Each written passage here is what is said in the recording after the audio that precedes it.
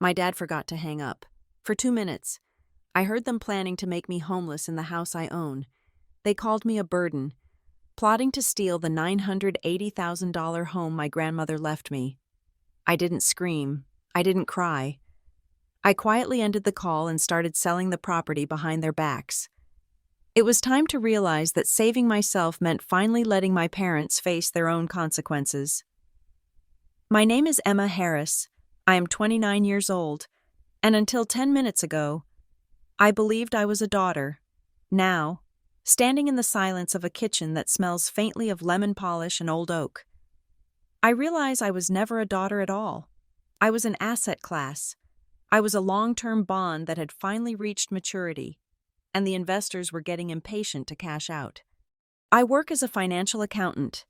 My entire life is built on columns, ledgers, and the absolute certainty that numbers do not lie. People lie. Markets fluctuate, but 2 plus 2 will always equal 4. I live in Brookhaven, in a neighborhood where the trees are old and the driveways are long. The house itself is a craftsman, a beautiful, sprawling structure of dark wood and stone that my grandmother, Margaret, left specifically to me. It is valued at nearly $1 million, though to me, it was just the only place where I had ever felt safe. It was a Tuesday afternoon, typical and quiet. The sun was cutting through the bay window, illuminating the dust motes dancing in the air. I had taken a break from my work in the converted attic office to make a cup of tea. That was when I noticed the drip in the kitchen sink. It was a rhythmic, annoying tap against the stainless steel. Being the pragmatic person I am, I picked up my phone to call my father. George, he and my mother, Linda, were currently staying in my guest suite, a temporary arrangement. They had promised, just until they got back on their feet. I dialed his number. He picked up on the second ring. "Hello, Emma? Everything okay, sweetheart?" His voice was warm. It was that specific tone he reserved for when he wanted to sound like the patriarch, the benevolent father figure. It was the voice that usually preceded a request for $50 for gas or a small loan to cover a dinner bill. "Hi, Dad," I said, leaning against the granite counter. "Everything is fine. I just wanted to ask if you remember where you put the warranty folder for the kitchen appliances. The faucet is dripping, and I know you looked at it last week." "Oh, right," he said. "The faucet. I think I moved that folder to the den. Listen, sweetheart, I am actually just stepping out to the patio with your mother to discuss some paperwork. Let me find that file later and I will bring it to you, okay?" "Okay, thanks, Dad. No rush," I said. "You are the best. Talk soon." I pulled the phone away from my ear, my thumb hovering over the red end call button, but I didn't press it immediately. I was distracted by the kettle starting to whistle. I set the phone down on the island, screen up, assuming he had hung up. He hadn't. Instead of the sharp click of disconnection, the line remained open. The sound was faint at first, tinny and distant through the speaker. Then came a loud, abrasive scratching noise, likely him shoving the phone into his pocket without locking the screen. I reached out to tap the red button, to sever the connection, but then I heard it. The clink of ice against glass. It was distinct, crystalline, and then his voice. The warmth was gone. The sweetheart tone had evaporated, replaced by a low, guttural sneer that I recognized from my childhood, usually reserved for when creditors called the house. "God, she is exhausting," my father said. His voice was muffled by fabric, but terrifyingly clear. "Worrying about a damn faucet. Who cares about a warranty when the whole plumbing system is going to be someone else's problem soon?" My hand froze in midair. The blood in my veins seemed to stop flowing. Did she suspect anything? This was my mother, Linda. Her voice was sharp, cutting through the background noise of wind in the trees. They must have been sitting on the back deck. My deck. "No," George scoffed. "She is clueless. She thinks we are just looking for an apartment. She has no idea I was on the phone with Cousin Miller this morning." I stood paralyzed. Cousin Miller was a disbarred lawyer my family usually avoided mentioning, a man known for finding loopholes in wills and estates. "What did Miller say?" my mother asked. I could hear the slurp of a drink. Can we do it? He said it is tricky because the old witch left the deed solely in Emma's name. My father replied, the old witch was my grandmother, his own mother-in-law, the woman who had practically raised me because these two were too busy spending money they didn't have. But Miller says if we establish residency, which we practically have, and if we can prove she is mentally unfit or emotionally unstable, we can push for a power of attorney, or at least force a settlement where we get a stake in the equity. Mentally unstable? My mother laughed. It was a dry, hacking sound. That is easy. We just keep pushing her buttons. She has always been weak. You saw how she looked when we brought up the Italy trip. She is desperate for our approval. George, it is pathetic, really. I gripped the edge of the granite counter so hard, my knuckles turned white. My breath was shallow, trapped in my chest. I wanted to scream. I wanted to grab the phone and yell that I could hear them. But years of training, years of making myself small to avoid their financial wrath, kept me silent. I became a statue. She is such a burden, my father said. The word hung in the air, heavy and suffocating. Always has been. From the moment she was born, she cost me money, diapers, school, braces, and now she sits in this mansion worth nearly $1 million while we are scraping by? It is insulting. Linda. She is selfish, my mother agreed. She makes all that money at that fancy finance firm, and what does she give us? A guest suite? We should be in the master bedroom. We raised her. This house is basically our repayment. It is our free retirement fund. George, we earned it. Exactly, he grunted. I went through her safe yesterday when she was on that Zoom call. My stomach dropped, the safe in my office. And? I saw the deed. I took photos of the account numbers too, he said casually, as if discussing the weather. Once we get Miller to draft that transfer document, we just need to catch her on a bad day, guilt trip her about how much we sacrificed, cry a little, tell her we are dying or something. She will sign. She always folds. She is just a cash register to me. Linda, just a machine that spits out money if you kick it hard enough. A machine, my mother mused. Well, let's hope this machine pays for Rome. I am tired of this suburban quiet. I want to sell this place the second the ink is dry. Oh, we will sell it, my father promised. 980,000, maybe more if we stage it right. We can live off that for the rest of our lives. Let her go rent an apartment. Let her see what the real world is like. Cheers to that, my mother said. The sound of glass clinking again. Then, silence, save for the wind. I stared at the phone. The timer on the screen read 2 minutes and 14 seconds. 2 minutes and 14 seconds to dismantle 29 years of devotion. I did not cry. It was strange, really. I expected tears. I expected the hysterical sobbing of a child who realizes the monsters are real, but I felt nothing but a cold, hard clarity. It was the feeling I got when I looked at a balance sheet and saw that a company was bleeding cash. The moment of realization that sentimental attachment was just a liability. They called me a burden. They called me a cash register. I reached out with a steady hand and pressed the red button. The call ended. They would never know I had heard. If I confronted them now, they would gaslight me. They would say I misunderstood, that they were joking, or worse. They would accelerate their plan with Cousin Miller before I could protect myself. No, I needed to be smarter than that. I looked around my kitchen. It was a beautiful space that I had renovated with my own bonuses. I looked through the archway into the living room. It was currently cluttered with their things. My father's ugly, overstuffed brown recliner was shoved into the corner, ruining the flow of the room. My mother's stacks of fashion magazines were piled on my antique coffee table. A half-empty bottle of cheap red wine sat on the mantel, leaving a ring on the wood. They had invaded my space. They had invaded my life. And now, they were planning a hostile takeover. I walked over to the sliding glass door that looked out onto the deck. I stayed in the shadows of the curtains, peering out. I could see the backs of their heads. My father was smoking a cigar, something I had explicitly asked him not to do on the property. My mother was scrolling on her tablet. probably looking up villas in Tuscany.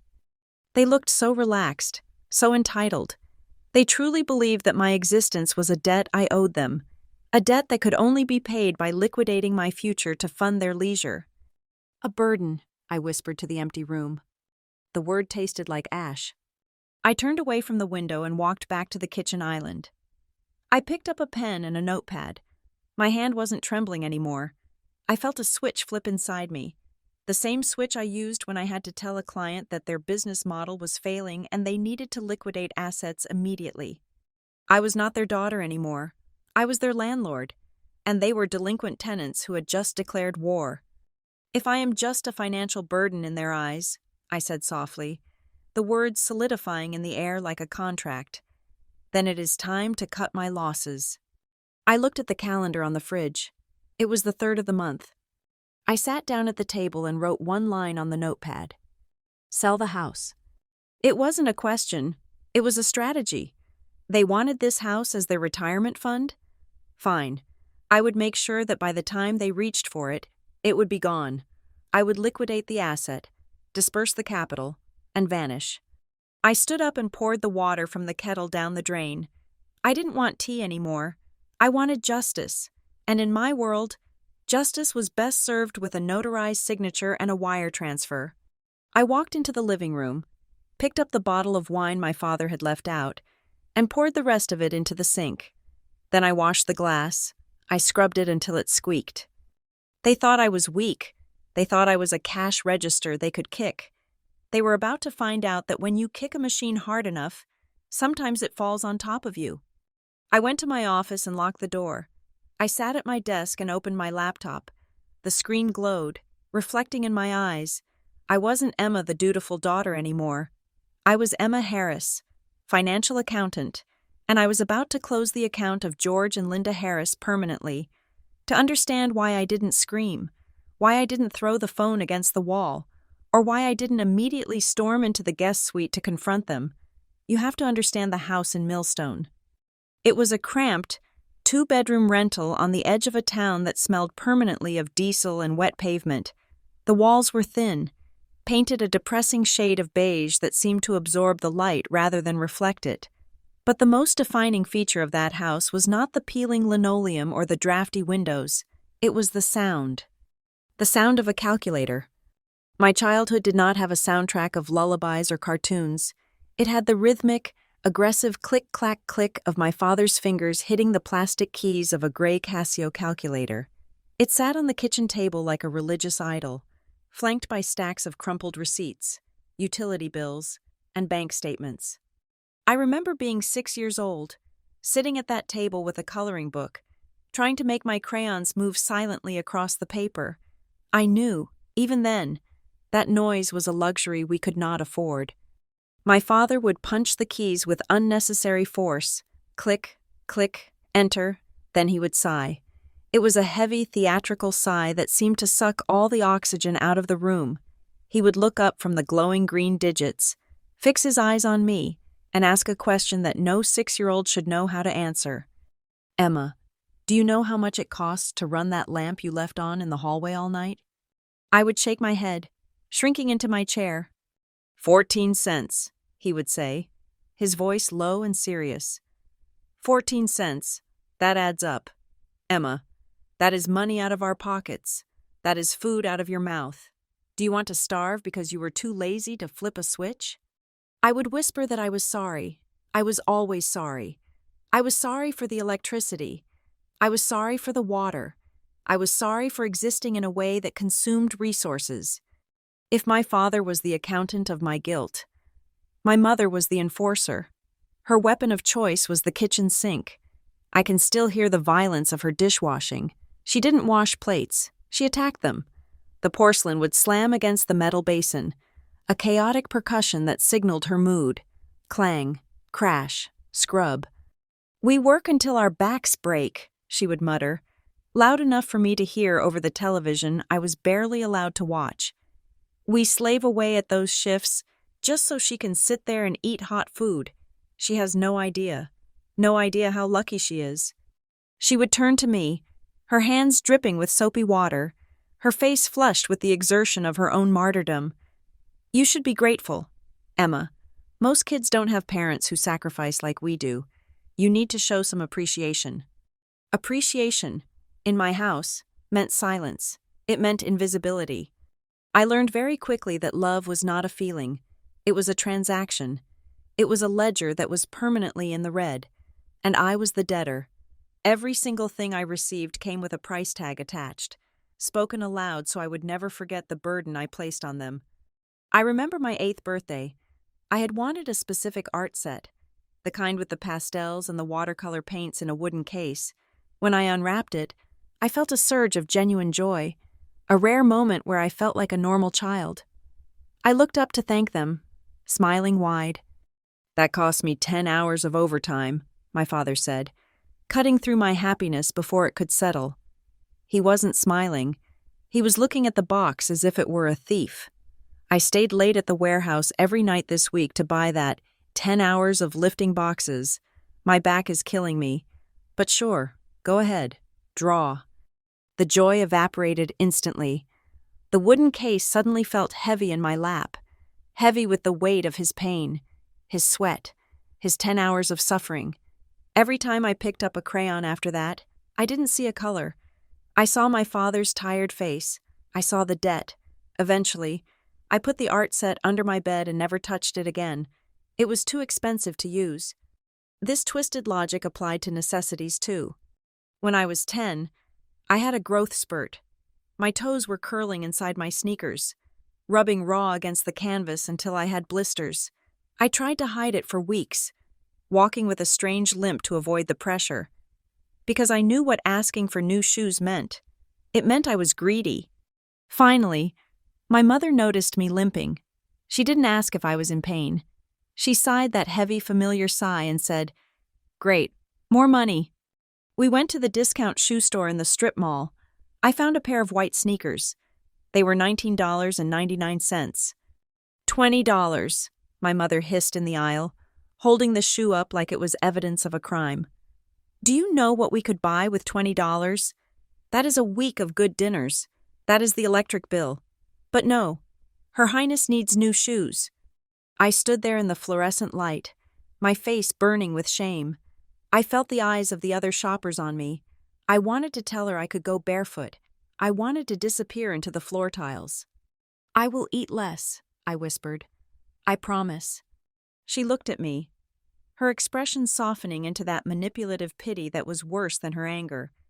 "We do it because we love you, Emma. We starve so you can have shoes. Just remember that." I remembered.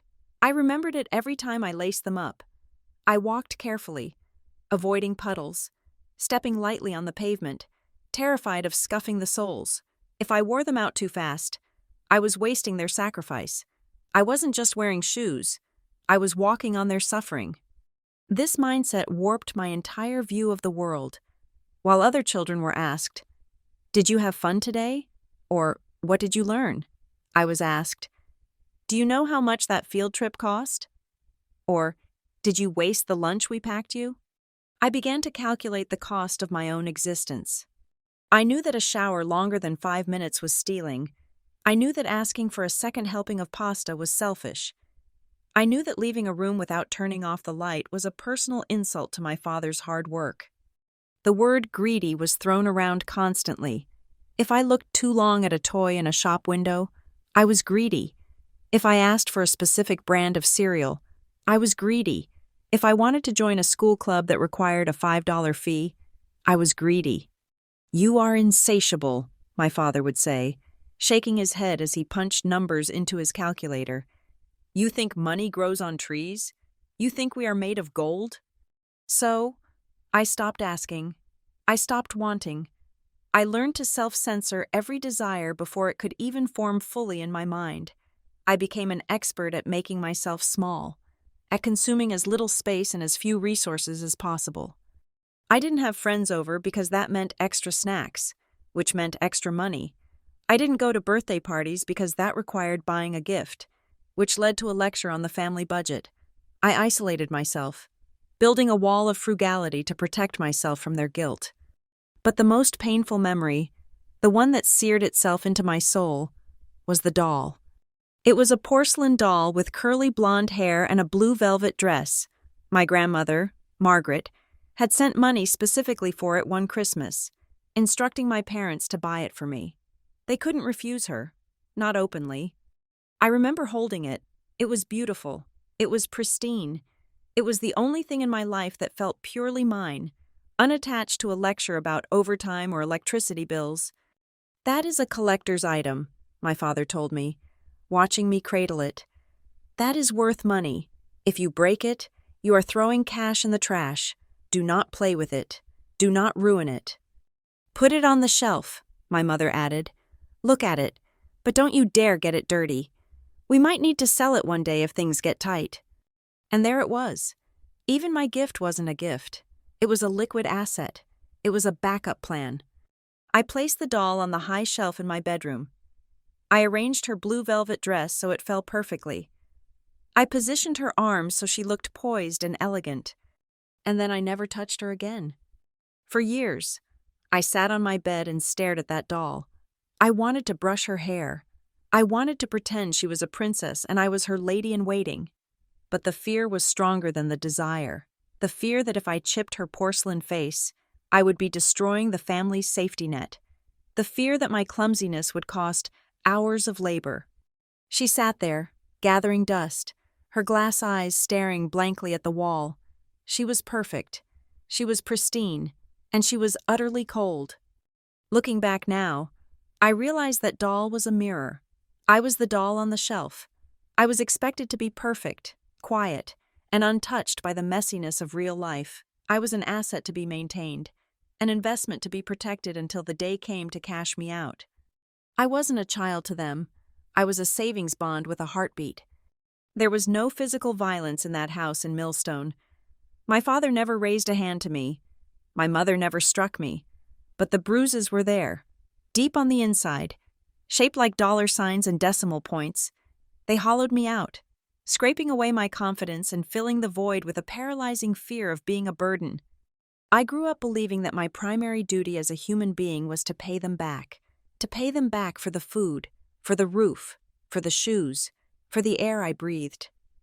I studied hard not because I loved learning, but because good grades were a currency I could trade for a momentary ceasefire in the kitchen. I was well behaved not because I was naturally good, but because being bad was expensive. I became a ghost in my own life, haunting the hallways of that rental house, tiptoeing across the floorboards to avoid squeaking, terrified that my very footsteps were costing them something I could never repay. If the rental house in Millstone was a cage defined by scarcity, the house on Hickory Row in Brookhaven was a fortress built on abundance. But it was not an abundance of gold or flashy cars. It was an abundance of peace. My grandmother, Margaret Lane, lived in a craftsman bungalow that sat back from the street behind a line of ancient oak trees. It was a place where the floorboards didn't squeak with the guilt of unpaid bills, but groaned with the settling weight of history and stability. To my parents, Margaret was just an ATM they hadn't figured out the PIN code for yet. To me, she was the only person who looked at me and didn't see a walking expense report. Grandma Margaret was not the type of woman who baked cookies and knitted sweaters. She was a woman who smelled of lavender soap and sawdust. While other grandmothers taught their granddaughters how to embroider or set a table, Margaret taught me how to survive. I remember being 12 years old, standing in her basement, holding a pipe wrench that felt heavy and cold in my small hands. "Lefty-loosey, righty-tighty," she said, her voice crisp and commanding. She was pointing at the P-trap under the utility sink. "Don't look at me. Emma, look at the pipe. If you own a home, you have to know how it breathes and how it breaks. A woman who calls a repairman for a clogged drain is a woman who is handing over her power." She taught me to sand down a banister until the wood felt like silk. She taught me how to mix paint to match a 50-year-old wall color.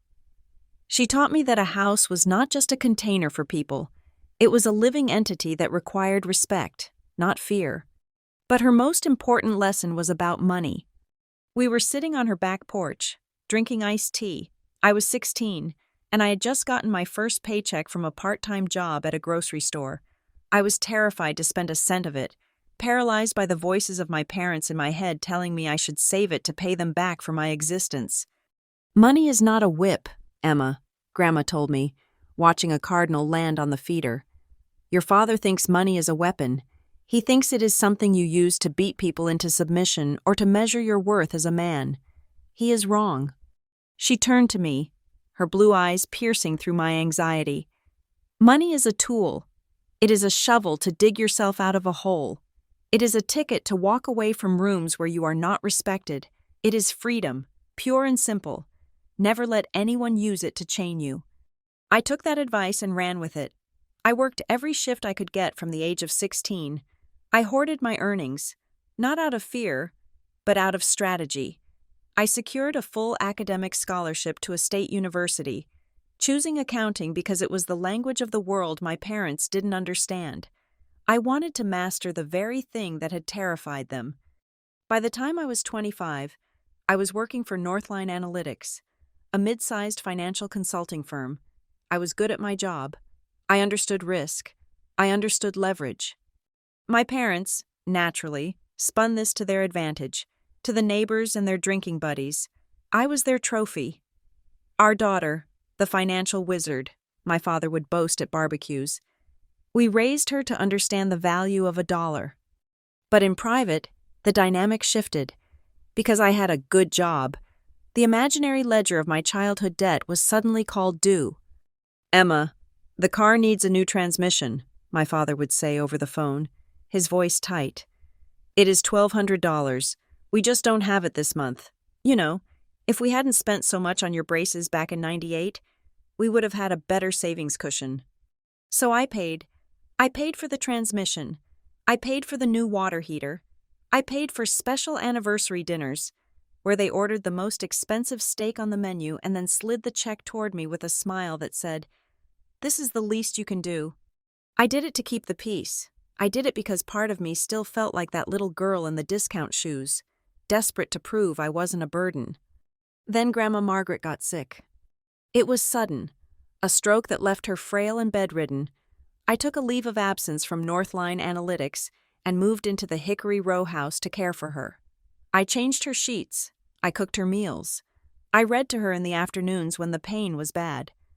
My parents visited exactly 4 times in 3 months. Each visit was a performance. They would stand by the bed for 10 minutes, looking uncomfortable, before retreating to the kitchen to complain. "Parking at the hospital for her tests is robbery," my mother grumbled one afternoon, pouring herself a cup of Grandma's coffee without asking. $15 for 2 hours, and the gas to drive out here? It is killing our budget, Emma. We are really stretching ourselves thin to support her." Support her? They hadn't lifted a finger. I bit my tongue, focusing on the sound of the grandfather clock in the hallway, counting down the time until they left. When Grandma passed away, the grief hit me like a physical blow. The house on Hickory Row, usually so warm, felt cold and empty, but my parents didn't seem to feel the loss. They seemed to feel an anticipation, a vibration of excitement. The reading of the will took place at the law offices of Barnes & Cole, a prestigious firm downtown with thick carpets and mahogany tables that reflected our faces like dark mirrors. My parents walked in wearing their Sunday best. My father shook the lawyer's hand with the confidence of a man who was about to close a major deal. My mother sat up straight, clutching her purse, her eyes darting around the room as if sizing up the furniture. They were convinced they were about to be rich. They had spent weeks speculating on the value of the estate, talking about how they would finally get what they deserved, after years of dealing with a stubborn old woman. Mr. Barnes, a man with silver hair and a voice like gravel, opened the thick leather folder. He adjusted his glasses and began to read. "To my daughter, Linda, and her husband, George," he began. My parents leaned forward, practically vibrating. "I leave the sum of $100,000 in cash." My mother gasped. A smile broke across her face, wide and greedy. $100,000. To them, it was a fortune. It was a winning lottery ticket. My father squeezed her hand, his eyes gleaming. They were already spending it. I could see the cruise ships and the new cars dancing in their pupils.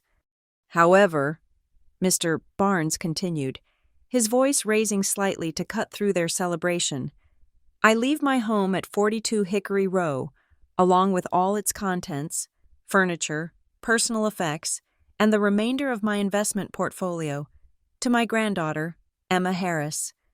The room went silent. Absolute, vacuum-sealed silence. The smile slid off my mother's face like wet paint. My father blinked. Once, twice, as if the words were in a foreign language he couldn't translate.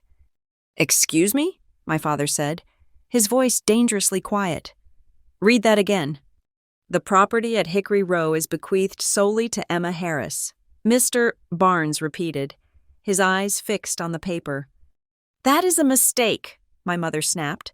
Standing up, her chair scraped loudly against the floor. "That house is the bulk of the estate.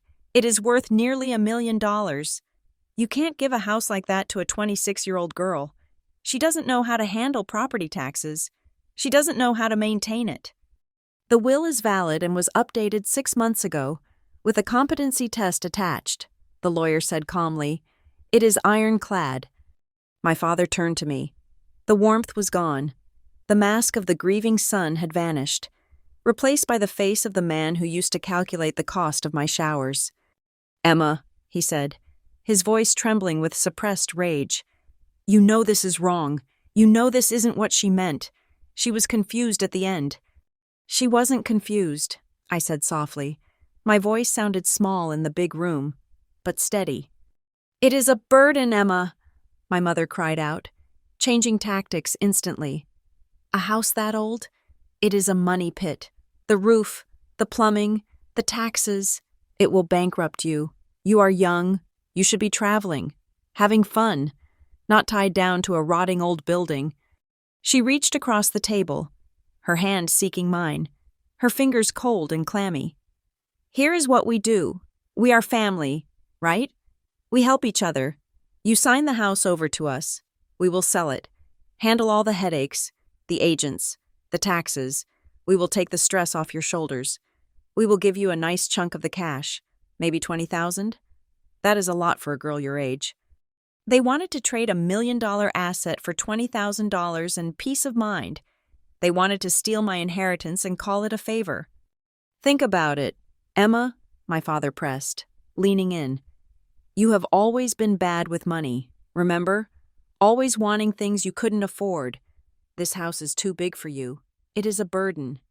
There was that word again, burden.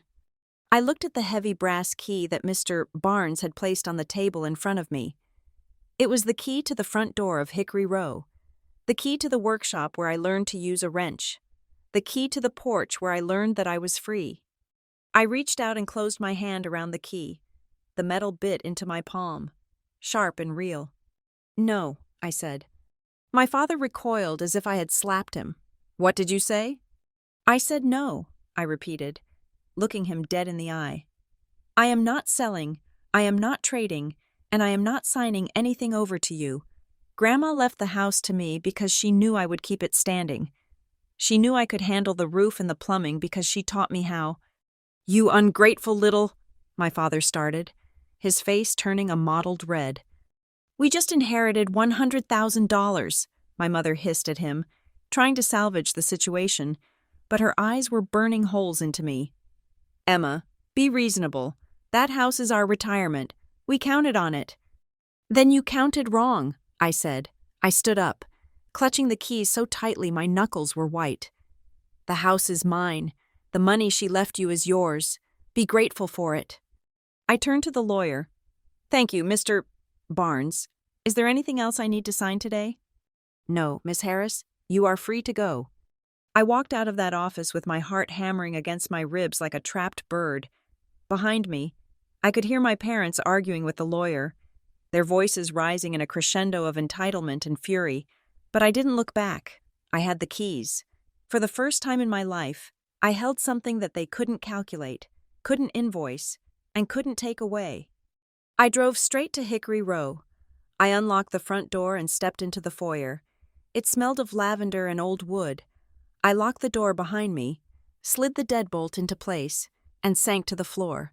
I wasn't crying because I was sad. I was crying because, for the first time, the roof over my head wasn't a debt, it was a shield, and I vowed, right then and there, that I would never let them breach it. The next 3 years were the quietest of my life. They were a period of restoration, both for the house on Hickory Row and for the fractured architecture of my own self-worth. I moved into the Craftsman bungalow fully. It was strange at first, occupying a space that didn't demand a monthly ransom. The house was solid, built with the kind of integrity that seemed to be missing from the people who raised me. I spent my weekends treating it with the reverence it deserved. I rewired the vintage sconces in the hallway, careful not to crack the original plaster. I stripped layers of yellowed varnish off the staircase, revealing the rich, dark oak beneath. The attic became my sanctuary. It was a dusty, cavernous space when I started, but over 6 months, I transformed it into a dedicated home office for my work with Northline Analytics. I installed a skylight to let the morning sun wash over my desk. Surrounded by my screens and spreadsheets, I felt a sense of control I had never known. Here, numbers behaved. Here, effort equaled result. Financially, I was aggressive. Without a rent payment or a mortgage, I threw every spare dollar at my student loans. I lived simply, cooking in my grandmother's kitchen and driving my paid-off sedan. By the time I turned 29, I was debt-free. The market in Brookhaven was exploding, and my house, with its restored woodwork and prime location, was appraised at nearly $1 million. I was safe, or so I thought. While I was building a fortress, my parents were busy dismantling their lifeline. They had taken their $100,000 inheritance and treated it not as a safety net, but as a license to pretend they were wealthy. I watched it happen from a distance, mostly through phone calls that I kept brief. First, it was the car. My father traded in his reliable truck for a luxury SUV with leather seats and a sunroof. "You have to ride in style, Emma," he told me over the phone, his voice booming with unearned confidence. "This is what success looks like. The neighbors are finally looking at us with some respect." Then came the trips. They didn't go to modest destinations. They booked first-class tickets to resorts where the cocktails cost $20 apiece. They sent me photos of themselves by pools, tanned and smiling, with captions like, "Living the dream," and "We deserve this." They even upgraded their rental apartment. Instead of using the money to buy a modest condo, they moved into a pricier rental complex with a gym and a concierge, signing a lease that ate up 3 times their previous rent. "It is an investment in our lifestyle," my mother explained when I questioned the logic. "You can't put a price on happiness. Emma, you worry too much. You sound just like your grandmother." I bit my tongue. I knew math. I knew burn rates. I knew that $100,000, when treated like endless water from a tap, runs dry very quickly. It took exactly 2 years and 8 months. The silence on the phone lines changed. The bragging stopped. The photos of tropical drinks ceased. Instead, the calls became sporadic and tentative. "Emma, sweetheart," my dad said one Tuesday, his voice tight. "There was a mix-up with the bank. Could you cover the electric bill this month? It is just $200. I will transfer it back next week when my pension check clears." I paid it. It was easier to pay $200 than to argue. Then it was the car insurance. Then it was a surprise dental bill. Then it was the credit card minimums. They were bleeding out, and they were using Band-Aids made of my money to stop the flow. The crash came in November. My mother called, weeping. The landlord of their luxury complex was not interested in their lifestyle investments. He was interested in rent, which they hadn't paid in 2 months. They were facing eviction. "We have nowhere to go," she sobbed. "They are going to put us on the street. Emma, your own parents, on the street in the middle of winter." I invited them over for dinner. I told myself it was to discuss a plan, a budget. I told myself I would help them find a cheap studio apartment. But deep down, I felt the old walls closing in. They arrived at Hickory Row looking aged. The tan from their vacations had faded into a sallow gray. But as they walked through my front door, Their demeanor shifted. They didn't look like people seeking shelter. They looked like buyers at an open house. We sat in the dining room, under the warm glow of the chandelier I had restored by hand. My father didn't look at me. He was looking at the crown molding. He was scanning the width of the room, his eyes darting to the hallway that led to the bedrooms. I recognized that look. It was the calculator stare. He was stripping the sentiment away from the walls and seeing only square footage and equity. "This place is massive," my mother said, picking at the roast chicken I had cooked. "Just massive. How many bedrooms again? 4?" "3," I corrected, "plus the attic." "3 bedrooms," she sighed, shaking her head. "For one person, it echoes in here. Emma, doesn't it feel lonely? All this space, just wasted on one girl?" "I use the space," I said firmly. "I work from home. I have my projects." "Projects," my father scoffed lightly, pouring himself a glass of wine without asking. "Meanwhile, your mother and I are being kicked out of our home because the economy is rigged against seniors. It is ironic, isn't it? We raised you, fed you, sacrificed everything, and now we are looking at cardboard boxes while you live in a palace." The guilt was a physical thing, a heavy blanket they were trying to drape over my shoulders. They were rewriting history again, erasing their reckless spending, erasing the $100,000 they had torched, and painting themselves as victims of a cruel world. "We are not asking for much," my mother said, her voice dropping to a whisper. "Just a place to land, just until we get back on our feet. We can't rent a new place with an eviction on our record. Emma, you know that. We need a family address." I looked at them. I saw the manipulation, but I also saw the genuine fear in their eyes. They were my parents. The programming they had installed in me, the software that said I owed them my life, was still running in the background, no matter how much I tried to delete it. "Okay," I said. The word tasted like copper. Their heads snapped up. "But there are rules," I continued, my voice hardening. "This is not a permanent move. This is a temporary stay. 3 months. That is it. That gives you 90 days to find a solution." "3 months is plenty," my father said, beaming.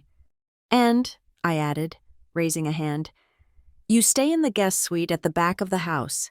It has its own bathroom and a small sitting area. You do not take over the main living room, and you do not bring all your furniture. The suite is furnished. Bring clothes and essentials only. I am not a storage unit." Of course, my mother said, reaching across the table to squeeze my hand. "We wouldn't dream of cluttering your beautiful home. We just need a bed. Oh, Emma, you are such a good daughter. I knew you wouldn't abandon us." She smiled, but her eyes weren't on me. She was looking past my shoulder, through the archway, toward the living room and the front porch beyond. It was a look of possession, a look of a general surveying a conquered hill. 3 months, I repeated, trying to convince myself as much as them. 3 months, my father echoed, but he picked up his wineglass and toasted the air, and I swear I heard him whisper, "To home." The invasion began the following Saturday. I had expected a car, maybe 2 cars. I had explicitly told them, clothes and essentials. I was standing on the front porch with my morning coffee when I heard the rumble. A massive yellow moving truck turned onto Hickory Row. It was the kind of truck you rent when you are moving a 4-bedroom household across the country. My stomach dropped. The truck hissed to a halt in front of my driveway. My father hopped out of the passenger side, directing the driver with grand, sweeping arm movements. "Dad!" I called out, walking down the steps, my coffee sloshing over the rim of the mug. "What is this?" "I said essentials only." "It is essentials," he shouted back, not looking at me. "Open the garage, sweetheart. We have got a lot to unload." The back of the truck rolled up with a metallic screech. It was packed to the ceiling. I saw the brown recliner, the ugly, stained beast from my childhood that smelled of stale smoke. I saw a massive 60-inch television. I saw boxes upon boxes marked kitchen, decor, and misc. I saw a dining set that wouldn't even fit in the guest suite. This wasn't a suitcase for a temporary stay. This was an entire life being transplanted. My mother climbed out of the truck's cab, clutching a bag of toiletries.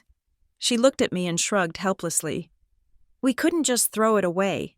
Emma, it is good furniture. We can store it here for now, can't we? There is so much room.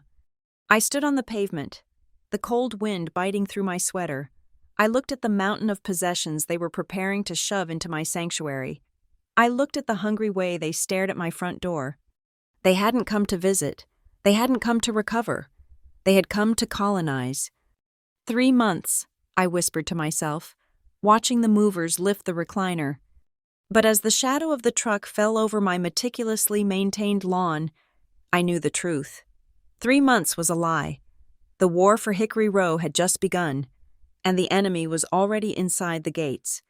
It took exactly 14 days for the concept of boundaries to disintegrate. I had naively assumed that the architecture of my house would enforce the rules I had set. The guest suite was at the back, separated from the main living areas by a long hallway and a heavy oak door.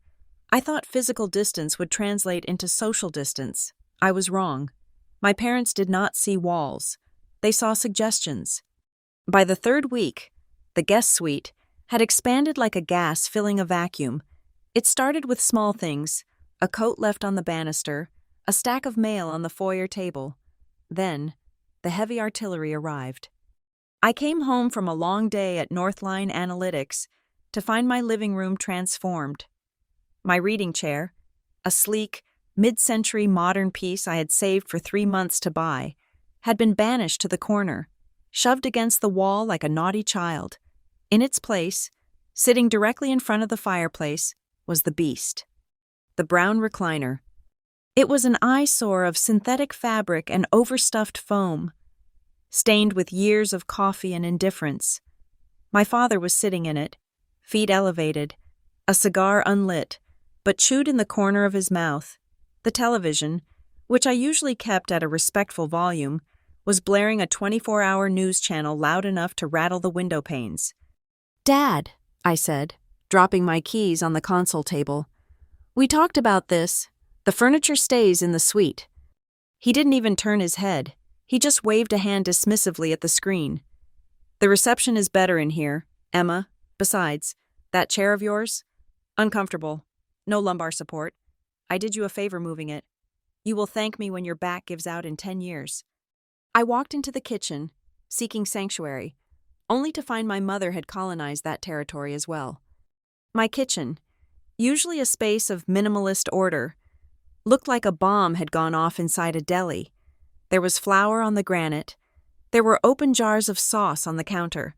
A pot of something red and boiling was spitting grease onto my backsplash. "You are home," my mother chirped, wiping her hands on a dish towel that I used exclusively for drying clean glass. "I made spaghetti. I noticed you didn't have any real food in the fridge, just those healthy green things. You work so hard. Emma, you need carbs." I looked at the sink. It was piled high with every pot I owned. "Mom," I said, my voice tight. "I appreciate the thought, but please, clean up as you go. The grease on the tile—" "Oh, stop," she interrupted, clanging a ladle against the pot. "Always so particular. You should be grateful I'm cooking for you. Most daughters would kill to have a home-cooked meal waiting for them instead of some microwave dinner. I am saving you time. I am saving you money. Washing a few dishes is a small price to pay for a mother's love, don't you think?" There it was, the transaction. She creates the mess. I pay for it by cleaning, and I am expected to tip her with gratitude. As the weeks turned into months, the atmosphere in the house shifted from uncomfortable to suffocating. My father treated the living room as his personal lecture hall, shouting at the television all day. My mother treated the kitchen as her domain, rearranging my cupboards because my organization system didn't make sense to her. "Why do you keep the spices in a drawer?" she asked one evening, holding up a jar of cumin like it was contraband. "They belong in a rack on the counter. I move them. It is much more efficient." "I like them in the drawer," I said. "Well, you are wrong," she replied simply, closing the cabinet. The 3-month deadline approached. I had marked it on the calendar in the kitchen with a red circle. I brought it up over breakfast on a Saturday morning. So, I started, trying to keep my voice neutral. It has been 85 days. Have you found a place? I saw a few listings for 2-bedroom apartments over on Elm Street that look reasonable. My father put down his coffee mug. He winced, grabbing his lower back with a theatrical grimace. Elm Street? Those walk-ups? Emma, look at me. I can barely get out of this chair. My sciatica's flaring up like crazy. You want me to climb stairs every day? There are units on the ground floor, I countered. It is not just the stairs. My mother jumped in, her eyes wide and wet. The market is terrible right now. They are asking for 3 times the rent and security deposits. And the background checks? They discriminate against seniors. We applied to 2 places, and they looked at us like we were criminals just because of that little eviction mix-up. They don't want old people. Emma, they want young professionals like you. I can help with the deposit, I offered. I just need you to sign a lease. You are trying to get rid of us, my father said, his voice dropping to that dangerous, guilt-inducing register. Your own flesh and blood. We are struggling, physically and emotionally, and all you care about is your calendar. You are going to kick us out onto the street in the winter? Is that who you are? The deadline came and went. They didn't pack a single box. In fact, they unpacked 2 more. Then came the night of the brochures. I walked in on a Tuesday evening to find the dining room table covered in glossy paper.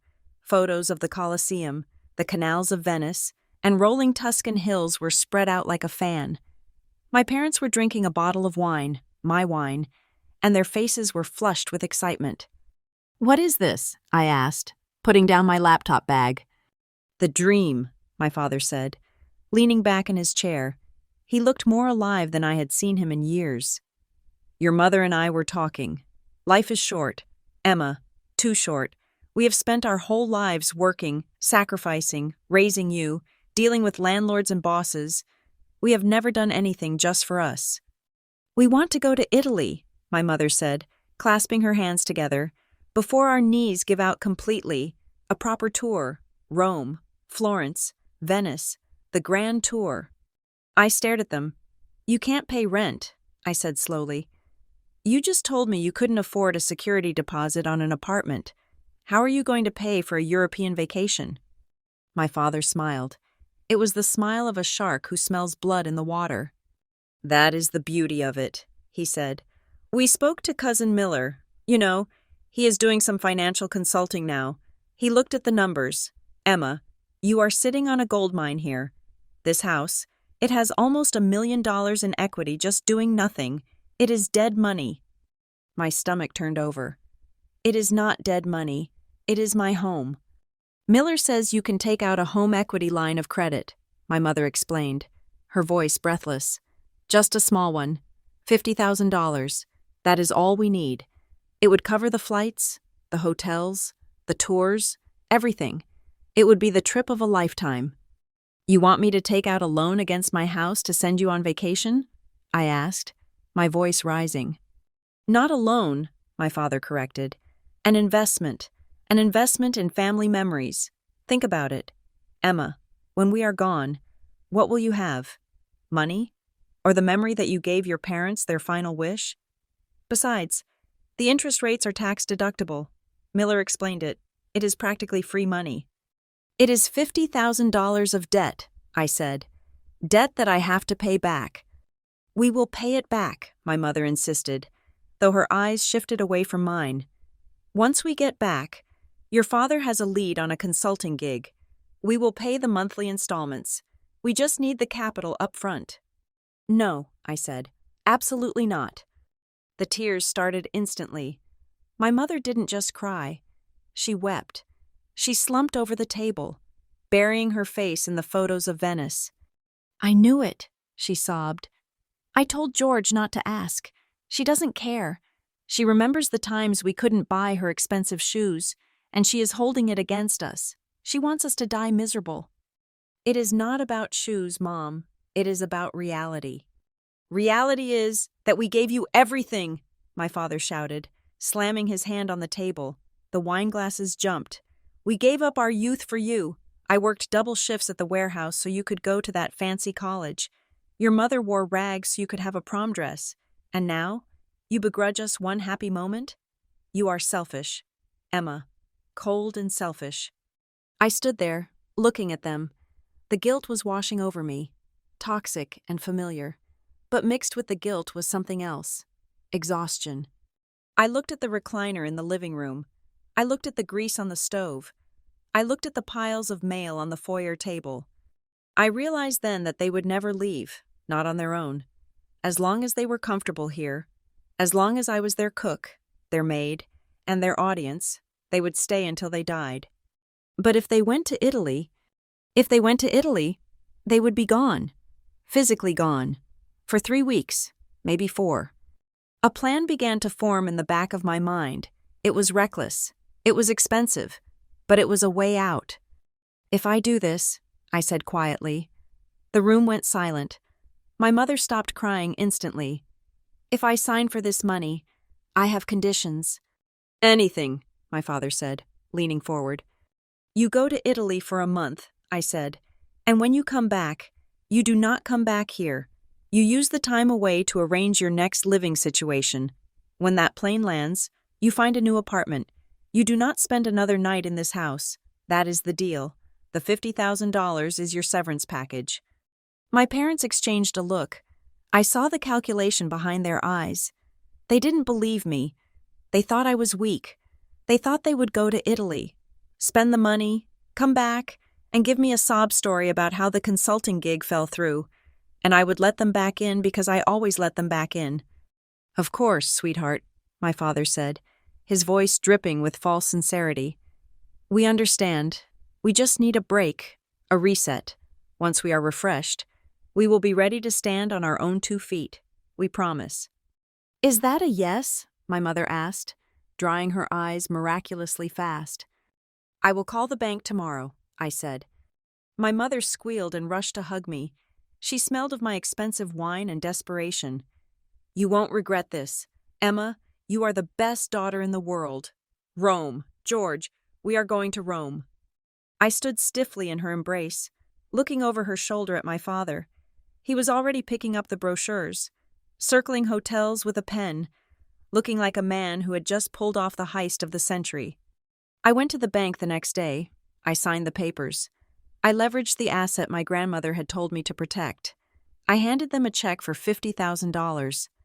They booked the tickets that night, first class, 5-star hotels. They didn't save a dime for their future apartment. They blew the entire budget on the experience. I watched them pack. For the first time in months, the house felt lighter, not because they were gone yet, but because I knew something they didn't. They thought the $50,000 was a victory. They thought they had successfully mined the vein of my guilt one more time. They didn't realize that I wasn't paying for their vacation. I was paying for an 18-day window of opportunity. I wasn't the daughter paying tribute anymore. I was the CEO of a failing company executing a restructuring plan, and step 1 was removing the toxic assets from the building. "We will miss you," my mother called out as they loaded their luggage into the taxi a week later. She was wearing a new coat she had bought with the loan money. "Have a great trip," I said, standing on the porch. "Don't change the locks while we are gone," my father joked, laughing loudly at his own wit. I smiled. It was a tight, thin smile. "Safe travels." I watched the taxi disappear down Hickory Row. The silence that rushed back into the house was deafening. It was the sound of freedom, but it was a fragile freedom. I had bought myself time, but at a high price. I walked back inside and looked at the brown recliner. I looked at the spices on the counter. I looked at the hole in my equity. I knew, with a sinking feeling in my gut, that their promise to move out was worth less than the paper the brochures were printed on. They would be back, and when they came back, they would be broke, entitled, and dug in deeper than ever. Unless I did something drastic. I didn't know it yet, but the phone call that would change everything was only a few hours away. The Italy plan was in motion, but my own plan, the one that would cost me everything but save my soul, was about to begin. The drive back from Portfield International Airport was the longest hour of my life, yet it was also the most peaceful. I dropped them at the departure curb, watching them wrestle their oversized luggage onto a cart. They didn't look back to wave. They were too busy arguing about which terminal lounge served the best free champagne. When I finally pulled into the driveway of Hickory Row, the silence of the house hit me like a physical wave. It wasn't empty. It was paused. The air inside was still thick with their presence. The foyer smelled of my father's cigars and my mother's cloying perfume. I didn't rest. I couldn't. I dropped my keys and immediately began to purge the house. I stripped the sheets from the guest bed, bundling them up with a ferocity that surprised me. I scrubbed the bathroom sink where my father had left whiskers. I opened every window on the ground floor, letting the crisp night air chase away the stale warmth of their occupation. By 9 o'clock, I was exhausted, but the house felt mine again. I sat at the kitchen island, a glass of water in front of me, enjoying the simple luxury of a counter that wasn't covered in crumbs. Then, my phone buzzed. The screen lit up. "Dad?" My stomach tightened. Had their flight been canceled? Did they forget a passport? I stared at the screen for a moment, debating whether to let it go to voicemail, but the ingrained habit of being the responsible one kicked in. I swiped right and lifted the phone to my ear. "Hello?" I said. "Dad?" There was no answer. "Dad, can you hear me?" Still no voice, but there was sound, a lot of it. I heard the distinct, chaotic roar of a crowded airport bar.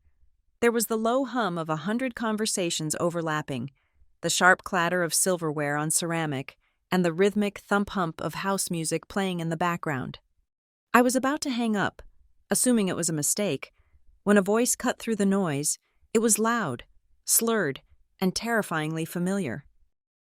"Completely hooked," my father's voice boomed. "Hook, line, and sinker. I told you she would fold." I froze. My thumb hovered over the red button, but I didn't press it. I pressed the volume up instead. "She actually thinks we're going to look for an apartment when we get back," he continued, followed by the sound of a heavy glass hitting a table. "Can you believe it? $50,000. Just handed it over. God, she is such a walking ATM. If you kick the machine hard enough, it spits out cash." I felt the blood drain from my face. My heart began to hammer against my ribs, a slow, heavy thud that echoed in my ears. "It is easy money," my mother's voice chimed in. She sounded shrill, likely on her second or third cocktail. $50,000 of stupid money. She called it an investment. Can you imagine? An investment in us leaving, as if we are ever leaving that house. "Never." My father laughed. It was a wet, ugly sound. "Miller was right. We have been there 3 months. We have mail delivered there. I paid that electric bill last month, with her money. Sure. But my name is on the receipt. That establishes residency. Linda, it is tenancy rights. She can't kick us out. If she tries to change the locks when we get back, I will call the cops. I will tell them she is illegally evicting a senior citizen. The law loves old people." I stood up slowly. My legs felt numb, as if I had been sitting in snow. I walked over to the counter and placed the phone down gently, tapping the record button on the screen. The timer started ticking. 1 second, 2 seconds. "But what about the deed?" my mother asked. "Miller said we need our names on the title to really be safe, to get the equity." "I am working on it," George replied. I went through her safe again on Tuesday. The combination is still her birthday. Predictable. I saw the papers. It is just a single sheet of paper. "Linda, a quitclaim deed. That is all it takes." "She reads everything, George," my mother warned. "She is an accountant. She reads the fine print on a soup can." "Not if she is emotional," my father said, his voice dropping to a conspiratorial whisper that the microphone picked up perfectly. "Not if she is crying. When we get back, we play the health scare card. I will say, I have a heart condition. We tell her we need to be on the title just for medical proxy reasons or some nonsense. Slip the deed in with a stack of insurance forms. She will sign it. She always signs when she thinks she is saving us. She is so weak, my mother giggled. The sound was like glass breaking in my head. Always trying to be the good girl, always trying to buy our love. It is pathetic, really. A burden from the day she was born, and now she is just a burden with a checkbook. A burden, my father agreed. But at least this burden has $1 million roof. Cheers to the retirement fund. Linda, to the house on Hickory Row. To the house, she echoed. The sound of glasses clinking. Then, the muffled sound of an announcement over the loudspeaker. Flight 802 to Rome. Now boarding rows, 10 through 20. That is us, my father grunted. Grab the bag, and make sure you finish that drink. It cost $18. There was a rustling of fabric, the scrape of a chair, and then the line went dead. I stood in the silence of my kitchen. The recording had saved 4 minutes and 12 seconds of truth. I didn't cry. I didn't scream. The time for tears had passed. I felt something else entirely. A cold, metallic clarity. It was the sensation of a surgeon looking at a gangrenous limb and realizing there is only one option left: to cut. They called me a burden. They called me weak. They laughed about stealing the one thing my grandmother had left me to ensure I would never be homeless. They were not my parents. They were predators. And I was the prey they had been toying with for 29 years. I picked up the phone and played the recording back. I needed to hear it again. I needed to hear my mother's laugh. I needed to let the cruelty cauterize the wound where my love for them used to be. She is so weak. I stopped the playback. I walked out of the kitchen and down the hallway to my office. I didn't turn on the overhead light. The glow from the street lamps outside was enough. I knelt before the floor, safe in the corner. My fingers dialed the combination. Click, click, click. The heavy door swung open. I reached inside for the envelope containing the deed to the house. It was there. But it wasn't how I had left it. I was meticulous with my documents. I kept them flat, crisp, aligned. The envelope was bent at the corner. There was a faint smudge of something, maybe cigar ash, maybe dirt, on the white paper. They had touched it. They had held my future in their hands and calculated how to steal it. I sat on the floor of my office, holding the deed against my chest. I looked around at the walls I had painted, the bookshelves I had built, the skylight I had installed. I loved this house. I loved every inch of it. It was my history. It was my safety. But as long as I owned this house, I was a target. The house was the bait. It was the honey trap that kept them coming back. It was the retirement fund they felt entitled to. As long as 42 Hickory Row belonged to Emma Harris, George and Linda Harris would never stop trying to break in. They would use guilt. They would use the law. They would use fraud. I could change the locks. They would call the police. I could get a restraining order. They would violate it. I could fight them in court. It would take years, and they would drain me dry emotionally. There was only one way to win a war against an enemy who wanted your territory. You scorch the earth. You remove the territory from the map. I stood up. I placed the deed back in the safe and locked it. Then I went to the kitchen and brewed a pot of coffee. It was midnight. I wouldn't be sleeping tonight. I took my notebook and a pen to the dining room table. I sat in the chair my father had vacated just hours ago. I opened the notebook to a fresh page. I wrote the date at the top, and then I began to transcribe. I wrote down every word from the recording. Walking ATM, stupid money, tenancy rights, slip the deed in, weak. Seeing the words in ink made them real. It turned them from an emotional assault into evidence. I stared at the page for a long time. Then, I skipped a line. I gripped the pen so hard my fingers ached. I wrote the solution in block letters, pressing down until the tip of the pen nearly tore through the paper. Sell the house. Underneath, I wrote the logic, cold and undeniable. They want the asset. If the asset is gone, they have nothing to target. If the money is liquid and moved to accounts they cannot find, they cannot reach it. I have 18 days before they return from Italy. I have 18 days to erase my footprint. I looked up at the ceiling, at the beautiful crown molding my grandmother had loved. I am sorry. Grandma. I whispered into the empty room. But you told me money was a ticket to walk away from rooms that suffocate you. This house has become that room. I closed the notebook. The decision was made. It wasn't a tragedy anymore. It was a business transaction. I picked up my phone and searched for a contact I hadn't spoken to in 2 years. Paula Mercer, the real estate attorney. I drafted a text, even though it was the middle of the night. Paula, this is Emma Harris. I need to sell 42 Hickory Row. I need to do it off-market, all cash, and I need to close in less than 3 weeks. Call me as soon as you wake up.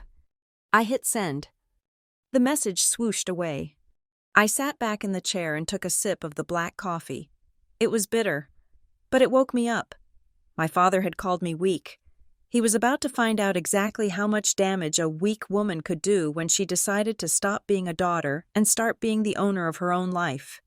I looked at the empty space where the recliner used to be. Checkmate, Dad, I said softly. At 8 a.m. sharp the next morning, I was no longer Emma the daughter. I was Emma the client. I dialed Paula Mercer's number. Paula was a real estate attorney I had met at a seminar on property law 2 years ago. She was sharp, unsentimental, and had a reputation for shredding vague contracts. I didn't waste time with pleasantries.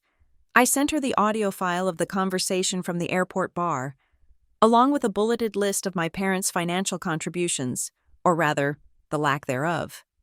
I need you to listen to this, I said when she picked up, and then I need you to tell me exactly how to liquidate my property before these people get back from Rome.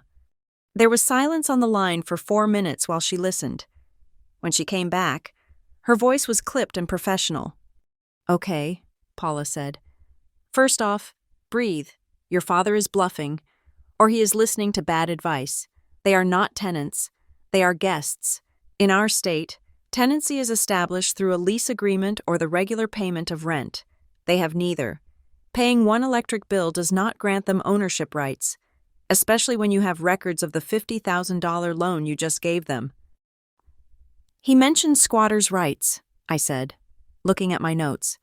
He can say whatever he wants, Paula countered, but legally, they are tenants at will at best, and guests who have overstayed their welcome at worst. However, to avoid any messy confrontation or a civil suit for illegal eviction, we are going to do this by the book. We are going to treat their property with reasonable care. That is the legal standard. If you dump their stuff on the lawn, they can sue you for damages. If you pack it professionally and store it in a climate-controlled facility, they have no case. And the sale? I asked. You are the sole owner on the deed, she confirmed. You have the right to sell at any moment. If the house is sold, their guest status expires immediately because the host no longer owns the property. But Emma, you have to move fast. If they get wind of this and file an injunction just to be petty, it could cloud the title and scare off buyers. You need a clean break. I have 18 days, I said. They are booked for 18 days. Then we close in 17, Paula said. Get a broker who knows how to keep his mouth shut. I hung up and immediately called Dylan Carr. Dylan and I had gone to business school together. He had pivoted into high-end real estate, specializing in off-market deals, transactions that happened quietly between wealthy investors and sellers who valued privacy over bidding wars. He arrived at Hickory Row at 10:30. He walked through the house, his eyes scanning the crown molding, the restored hardwood, and the updated electrical panel. He didn't look at the mess my parents had made in the living room. He looked past it to the bones of the house. It is a gem, Emma, Dylan said, tapping his tablet. Inventory is historically low in Brookhaven right now. A craftsman like this, in this condition, if we put it on the open market, you could get 1.1 million, maybe more, but it would take 30 to 45 days to close, and you would have a for sale sign in the yard. No signs? I said firmly. No internet listings, no open houses. My parents have neighbors who report everything to them. If a sign goes up, my phone rings, and the deal falls apart. I need a ghost sale. Dylan, and I need cash. Dylan nodded, understanding the gravity of the situation without asking for the drama. If you want speed and silence, You take a haircut on the price. That is the trade-off. We target cash buyers who can waive the appraisal and inspection contingencies. What is the number? I asked. 980,000, he said without hesitating. That is the move fast price. It was $20,000 under the $1 million mark. In my old life, I would have agonized over that lost potential. Now, I saw it as the cost of doing business. It was the price of my freedom. Do it, I said. By 2 o'clock that afternoon, Dylan called me back. I made 3 calls, he said. I have 2 interested parties. He laid it out. The first was a developer group. They offered $990,000, all cash. But they wanted to bulldoze the house. They wanted to tear down the walls my grandmother had built, rip out the garden she had planted, and put up 2 soulless modern boxes on the lot. They are aggressive, Dylan warned, but they might drag their feet on the closing date if they find any zoning issues. Who is the second? A young couple from Santerre, the Millers. The husband is an architect. The wife is a pediatrician. They have been looking for a craftsman for a year. They love the history. They want to preserve it. Their offer is $980,000. Proof of funds is already in my inbox. They can close in 18 days, but they are willing to push it to 15 if we rush the title search. I stood in my kitchen, running my hand over the granite countertop. I thought about the developer tearing this place apart, erasing the memory of Margaret Lane just to make a profit. It felt too much like what my parents were trying to do to me. The Millers, I said. I want the Millers. They are offering $10,000 less than the developer, Dylan noted. I don't care. They will keep the house standing, and they have the cash ready. Tell them if they can sign today and close in 15 days, it is theirs. But the condition is absolute. I hand over the keys, and the house is empty. No holdover. Done, Dylan said. For the next 2 weeks, my life became a blur of logistics. I took a leave of absence from Northline Analytics, telling them I was handling a family emergency. It wasn't a lie. I was performing surgery to remove a tumor from my life. I hired 2 separate moving companies. I didn't want any cross-contamination. The first crew, Elite Movers, was for me. I directed them to pack my books, my clothes, my grandmother's china, and the furniture I had bought. They loaded it all into a truck bound for Harborview, a coastal city 3 hours north. I had rented a modern apartment there, sleek, anonymous, and far enough away that no one could drop by. The second crew was for the guest suite and the spillover mess in the living room. I followed Paula's legal advice to the letter. I photographed every item before it was boxed: the brown recliner, the 60-inch television, the boxes of clothes. Where is this lot going? The foreman asked, looking at the mountain of my parents' accumulated junk. Safe Box Depot, I said. The one out on Route 9? That is 40 miles away, ma'am. It is the only facility with immediate availability for a unit this size. I lied smoothly. Here is the contact info. Put it all in a 10 by 20 unit. Prepay for 1 month of storage. Send the bill to me. I watched them load my father's recliner. It looked sad and lumpy, wrapped in plastic. I felt a pang of guilt. But then I remembered the recording. Walking ATM. Stupid money. The guilt evaporated, replaced by the cool satisfaction of executed justice. While the movers worked, Paula and Dylan handled the paperwork. We did everything digitally. The title search came back clean. The wire transfer from the Millers was verified. On the 17th day, the house was empty. The echo was back. I walked through the rooms one last time. The floors gleamed in the afternoon sun. The walls were bare, stripped of the photos and the art. It looked exactly as it had the day my grandmother left it to me, before the invasion. I stood in the center of the living room. My phone pinged. It was an email from Dylan via DocuSign. Final closing documents. 42. Hickory Row. I opened the file. The numbers were staggering. After paying off the $50,000 home equity line I had taken out for their trip, the broker fees, the transfer taxes, and the moving costs, I was walking away with over $850,000 in liquid cash. It was enough to start over. It was enough to buy a new life where no one knew my name and no one expected me to pay for their mistakes. I tapped the screen. Sign here. My digital signature was just a squiggle of pixels, but it felt heavier than stone. Transaction complete. I locked the screen and slipped the phone into my pocket. I looked at the fireplace one last time. I am sorry I have to sell your home, Grandma, I whispered, the words catching in my throat. But you were right. You said money was a tool to dig yourself out of a hole. You said it was a ticket to walk away from rooms that make you allow people to hurt you. I touched the wall near the front door. I am not letting them turn your gift into a cage. I am cashing it out. I am taking the freedom you gave me, and I am running with it. I walked out onto the porch. The sold sign had never gone up, but the ownership had transferred. The Millers would be getting the keys from Dylan's office in an hour. I locked the front door. I dropped the heavy brass key, the one I had fought for in the lawyer's office 3 years ago, into an envelope marked for the new owners. I walked down the steps to my car. The engine started with a purr. I didn't look back at the house. I looked at the GPS. Destination: Harborview. Estimated time of arrival: 3 hours and 12 minutes. My parents were landing in 24 hours. They would be expecting a ride. They would be expecting a home. They would be expecting their victim to be waiting in the kitchen with a hot meal. Instead, they were coming home to a ghost. I put the car in drive and pulled away from the curb. The house on Hickory Road disappeared in my rearview mirror, but the $980,000 in my bank account was very, very real. Harborview was everything Brookhaven was not. My new apartment was on the 14th floor of a building made of glass and steel. It smelled of ozone and fresh paint, a sharp, chemical scent that I found infinitely more comforting than the lavender and old wood aroma of Hickory Row. There were no ghosts here. There were no creaky floorboards that sounded like my mother's sighs. There was no brown recliner staining the aesthetic of the living room.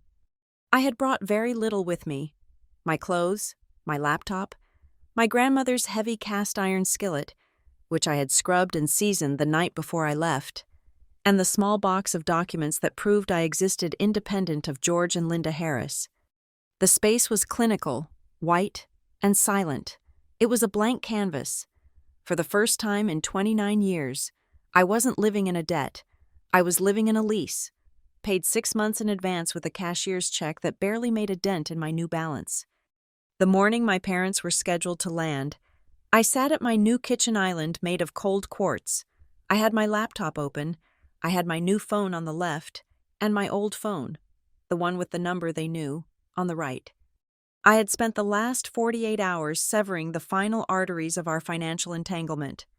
I had gone to a national bank branch and opened a new high-yield savings account under a fresh secure ID. I transferred the bulk of the house proceeds there. Then, I systematically closed every joint account my parents had ever pressured me into opening for emergencies. I canceled the supplementary credit card my father carried in his wallet, the one he used for gas that usually turned into scotch. I printed every confirmation number. I scanned every closure notice. I sent a zip file to Paula Mercer with the subject line, "Paper Trail." Paula had been busy too. She had already contacted the non-emergency line of the Brookhaven Police Department. She had submitted a preemptive packet containing the deed transfer, the proof of the $50,000 loan, and a notarized statement that I had vacated the property and that my parents were guests with no lease. If they call shouting about elder abuse or theft, Paula had texted me. The sergeant already has the paperwork showing they are just angry house guests who overstayed. It becomes a civil matter. The police won't touch it. I looked at the clock on the microwave. It was 3 in the afternoon. Flight 802 from Rome was touching down at Portfield International right about now. I imagined the scene. The wheels hitting the tarmac, my parents unbuckling their seatbelts, tanned and rested, likely complaining about the airline food. They would be turning on their phones. They would be expecting a text from me saying I was waiting at the curb with the trunk popped, ready to load their luggage and listen to their stories about the Amalfi Coast. They would be expecting the dutiful daughter. I poured myself a cup of tea. It was Earl Grey. I watched the steam rise against the backdrop of the harbor view. My heart was beating a little faster than usual, but it wasn't the erratic thumping of anxiety I used to feel when I heard their car in the driveway. It was the adrenaline of a spectator at a gladiator match, watching from the safety of the high box. At 3:45, the old phone buzzed. "Dad." I didn't answer. I let it ring until it went to voicemail. 2 minutes later, "Mom." I watched the screen light up. I took a sip of tea. Then came the text messages. "Dad, we are at curb 4. Where are you?" "Mom." "Emma, pick up. The flight was exhausting. George's back is killing him. Bring the car around." "Dad, stop playing games. We have been waiting 20 minutes. If you are not here in 5, we are taking a cab and you are paying for it." I smiled. They were still operating on the old firmware. They thought the threat of a cab fare would make me jump. I didn't reply. At 4:30, the tone changed. "Dad, taking a Uber. Cost is $80. Leaving the receipt on the counter for you." I opened a new document on my laptop titled Timeline of Contact. I typed 4:30 p.m. Subjects departed airport. Estimated travel time to Brookhaven, 45 minutes. The silence stretched out. I washed my teacup. I dried the cast iron skillet. I paced the length of my living room, counting the steps, 45 minutes. At 5:15, the phone started ringing again. This time, it didn't stop. It was a continuous, angry vibration against the quartz counter. "Dad, Dad, Mom, Dad." I let every single one roll to voicemail. Then, a text popped up on my new phone. The number only a few people had. It was from Mrs. Jenkins, the neighbor across the street at Hickory Row. I had given her my new number and told her I was moving for work, but I hadn't told her the whole ugly truth. "Mrs. Jenkins, Emma, dear, are you okay? Your parents are on the front porch. They are banging on the door. They seem very upset. They are kicking the bottom of the wood." I typed back, "I am okay. Mrs. Jenkins, I don't live there anymore. Please don't go over there. Just stay inside." Mrs. Jenkins, "Oh my, your father just threw a suitcase at the hydrangeas. He is yelling something about the lock being broken." I reached out and pressed the speaker button on the old phone to listen to the first voicemail from my father. His voice filled my sleek, modern kitchen. It was wet with rage and confusion. "Emma, what the hell is going on? The key doesn't work. I have tried it 10 times. Did you change the locks while we were gone? I told you not to touch anything. We are standing out here in the cold. Open this door immediately. I need to use the bathroom, and your mother is about to faint. Stop this childish tantrum and open the damn door." He thought I was inside. He thought I was hiding behind the curtains, playing a power game. He couldn't conceive of a world where I wasn't waiting on the other side of that wood. I waited 5 minutes. "Mrs. Jenkins, a young man just opened the door. He looks terrified. Your father is screaming at him." The Millers, the nice young architect and his pediatrician wife. I felt a twinge of guilt for them, but Dylan had warned them. He had told them there might be a family dispute and advised them to keep the chain lock on. The phone buzzed again. "Mom?" I let it go to voicemail. Then I listened. My mother sounded breathless, hysterical. The background noise was chaotic. Wind, shouting, and a dog barking. "Emma, pick up. There is a stranger in our house. He says he lives here. He says you sold it. George is about to have a heart attack. Tell them to get out. Tell them it is our house. This isn't funny anymore. You have taken this joke too far. Where are our things? Where's the recliner? Emma, please, fix this." Our house, even now, facing the new owner. She couldn't say the words, "your house." I made a note in my log, 5:25 p.m., subjects informed of sale. The texts from Mrs. Jenkins stopped, but the phone kept lighting up. I could visualize it perfectly. The confusion turning to shock. The shock turning to the realization that the key didn't work not because the lock was broken, but because the world had shifted on its axis. The sun began to set over Harborview, casting long orange shadows across my floor. I felt cold, but it was a clean cold. It was the feeling of a fever breaking. At 6 o'clock, the phone rang one last time. It was my father. I didn't answer. I waited for the notification that a voicemail had been left. I sat down and pressed play. The background noise was gone. They must have retreated to the sidewalk, or maybe to the Uber that was likely still waiting. The meter running up another bill they expected me to pay. My father's voice was low. It wasn't the shouting of a man who wants to be let in. It was the venomous hiss of a man who realizes he has lost his prey. "You ungrateful little bitch," he said. The words were distinct, enunciated with a terrifying calmness. "You sold it. You actually sold it. You stole our home. You stole my retirement. I talked to the police. They said it is civil. They said you have the right." He let out a short, sharp laugh. "You think you are smart? You think you can just walk away with our money? That house was payment, Emma, payment for every dollar we spent raising you. You are a thief. You are a predator. You left your elderly parents on the street with nothing but suitcases. I hope you rot. I hope you spend every cent of that money on therapy because when I am done with you, you are going to need it. Don't think you can hide. You are a burden. You have always been a burden, and now you are a criminal." The message ended. I sat in the silence of the 14th floor. Thief, predator, burden. He was projecting. He was taking his own reflection and trying to paste it onto me. I picked up my pen. I didn't cry. My hand didn't shake. I opened my notebook to the page where I had pasted the receipt from the moving company, the one that proved their belongings were safe in storage, paid for by me. I wrote, 6:05 p.m., voicemail received from George Harris, acknowledgement of sale, threats of litigation, accusations of theft. I underlined the word burden. Then, I wrote a new sentence underneath it. I am not the burden. I was the structural support, and I just removed myself. I closed the notebook. I picked up the old phone. I went to the settings menu. I scrolled down to the bottom. Delete account. I confirmed the action. The screen went black. I stood up and walked to the window. Down below, the lights of the harbor were flickering on, thousands of tiny stars in the water. Somewhere, 3 hours south. My parents were likely trying to find a cheap motel, using a credit card that was about to be declined because I had canceled the secondary user authorization that morning. They were on their own. For the first time in 30 years, George and Linda Harris were going to have to pay for their own dinner. I walked to the kitchen and turned on the burner under the cast iron skillet. I had bought a steak, a good one, expensive, from a butcher shop down the street.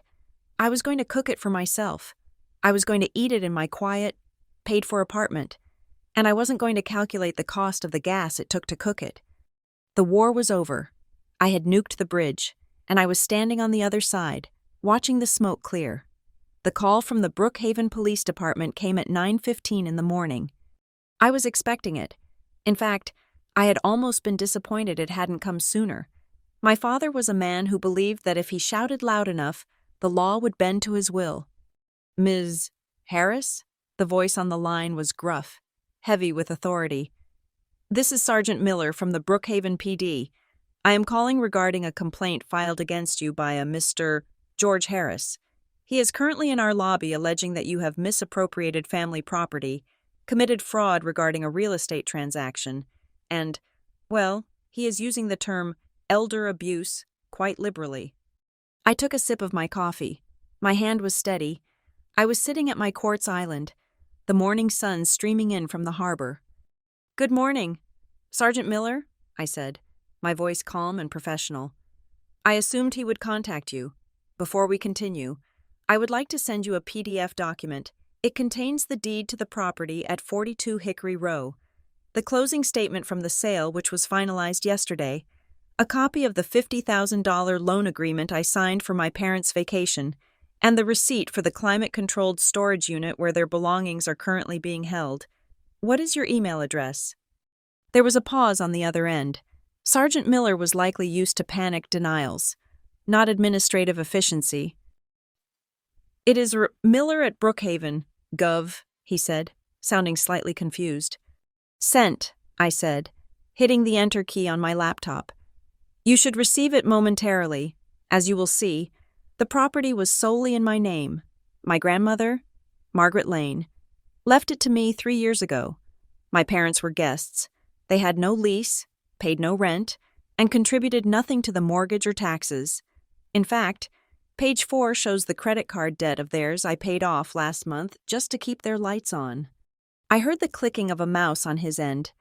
I waited. This was the moment where facts battled emotion. My father could scream theft all he wanted, but a deed recorded with the county clerk was louder. I am looking at it now, Miller mumbled. Deed is in Emma Harris's name. Grantor Margaret Lane. Sale contract signed. He trailed off. Then he let out a long sigh, the sound of a man who realized he was wasting his time. Ms. Harris? His tone had shifted. The aggression was gone, replaced by a weary pragmatism. Mr. Harris is out here claiming you tricked him. He says the house was family property regardless of whose name was on the paper. He is talking about implied tenancy. That is a civil matter, Sergeant, I said, using the phrase Paula had drilled into me. If he believes he has a claim to the equity, he is welcome to hire an attorney and file a lawsuit. But as for the criminal allegations of theft, I hired a professional moving company to pack his belongings. They are safe. I have not stolen anything. I simply sold my own asset. Yeah, Miller said. I can see that. Look, I am going to go out there and tell him this isn't a police matter. I am going to tell him to stop banging on the station counter. But he is agitated. You might want to keep your distance. I am 3 hours away, Sergeant, and I have retained counsel. If he continues to harass me, we will be filing for a restraining order. Understood, Miller said. Keep this file handy. Have a good day. Ms. Harris. The line went dead. I set the phone down. Strike one. My father had played his ace card, the authority of the police, and it had been trumped by a PDF. I immediately called Paula. He went to the cops, I told her. And they told him to take a hike. Civil matter. Perfect, Paula said. I could hear her smiling through the phone. That was his only free option. Emma, now, if he wants to fight you, he has to pay. He needs to find a lawyer who will take a case with zero documentation, against a clean title, for clients who are broke. No lawyer on earth works on contingency for a tenancy dispute that doesn't involve personal injury. He would have to put down a retainer. $5,000, minimum. Does he have $5,000? He has zero, I said. He spent the last of his liquidity on a gondola ride in Venice. Then he is toothless, Paula concluded. He can bark, he can threaten, he can badmouth you to the church group, but he can't touch you. You are free. Free. I looked around my empty, silent apartment. I was free legally. I was free financially. But emotionally, I still felt the phantom weight of them. I felt the urge to hide, to change my number again, to disappear so completely that they would become nothing but a bad memory. But that was what the old Emma would have done. The Emma who was afraid of being a burden. The Emma who hid in her room to avoid the sound of the calculator. If I ran now, if I ghosted them completely, I would spend the rest of my life looking over my shoulder. I would flinch every time a phone rang. I needed to cauterize the wound. I needed to look them in the eye, not as their child, but as their equal, or perhaps as their superior. I am going to meet them, I said. Emma, don't, Paula warned. You don't owe them anything. It will just be a screaming match. I am not going to scream, I said. I am going to hand them the key to their storage unit, and I'm going to tell them exactly why this happened. If I don't, they will spend the rest of their lives telling themselves a lie, that I am crazy or cruel or ungrateful. I need them to know that I know. I hung up before she could talk me out of it. I opened my email client. I composed a new message. To George Harris, CC, Linda Harris. Subject, Safebox, Access and Meeting. I typed quickly, my fingers flying across the keys. I didn't use a greeting. The police have informed me of your report. As you now know, The house has been sold legally. Your belongings are at Safebox Depot, Unit 402. The facility is located at 890 Industrial Way, North Brookhaven. The access code to the gate is 8892. The key to the padlock is in an envelope taped to the inside of the unit door. The manager will let you in one time to retrieve it. I am currently in Harborview. I am willing to meet you one time, and one time only, to hand over the physical hard copy of the storage contract and to say goodbye. If you want to talk, meet me at Maple Street Cafe on the corner of 4th and Maple at 10 a.m. tomorrow morning. Just the two of you. I paused. My cursor hovered over the send button. It wasn't enough. They needed to know why I wasn't afraid of them anymore. I added one final line. I heard the entire conversation you had at the airport bar 3 weeks ago. You forgot to hang up the phone. I hit send.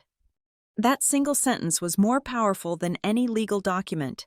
It stripped them of their narrative. They couldn't pretend to be the loving parents who were blindsided. They knew that I knew. I spent the rest of the evening preparing. It felt less like preparing for a family reunion and more like preparing for a deposition. I printed out the storage contract. I printed the receipt showing I had paid for the first month. I copied the audio recording from my phone to a USB drive, just in case they denied it. I chose my outfit carefully, a tailored blazer, sharp trousers, heels. It was my audit armor, the clothes I wore when I had to tell a CEO that his company was insolvent. I wanted to look successful. I wanted to look untouchable. I didn't sleep much. I lay in bed listening to the wind whip around the high-rise, replaying the recording in my head, walking ATM, stupid money. Those words were my fuel. Every time I felt a twinge of guilt, every time I imagined my mother crying on the sidewalk, I replayed my father calling me a cash register. Morning came. The sky was gray and steel-colored. I arrived at Maple Street Cafe at 9:45. It was a strategic choice. The cafe was busy, filled with young professionals and students. It was well lit. There were security cameras visible in the corners. The baristas were friendly. It was a public space where a scene would be embarrassing for them. Not me. I bought a black coffee. I chose a table in the center of the room. I sat with my back to the wall, facing the glass double doors. It was the position of someone who refuses to be sneaked up on. I placed my phone on the table, face down. I placed the envelope with the storage documents next to it. I watched the clock on the wall. 10 o'clock. The door chimes jingled. I watched two figures hesitate on the sidewalk, through the glass. They looked smaller than I remembered. My father was wearing the same jacket he had worn to Italy, but it looked rumpled now. My mother's hair was slightly disheveled. They looked tired. They looked like two people who had spent the night in a cheap motel room arguing about whose fault this was. My father pushed the door open. The bell rang again. He scanned the room, his eyes aggressive, hunting. He spotted me. For a second, I saw the old flare of anger in his eyes, the look that used to make me shrink into the floorboards at Millstone. He started to march toward me, his jaw set. But then, our eyes met. I didn't look down. I didn't smile. I didn't flinch. I looked at him with the cold, flat appraisal of an accountant looking at a bad investment. He faltered. His step hitched. He realized, perhaps for the first time, that the girl he was walking toward was not the daughter he had trained to be afraid. My mother followed him, clutching her purse like a shield. They approached the table. The chatter of the cafe seemed to fade into a dull hum. I took a sip of my coffee, set the cup down without making a sound, and waited for them to speak. I was ready. My father did not sit down. He assaulted the chair. He grabbed the back of the wooden seat and yanked it out.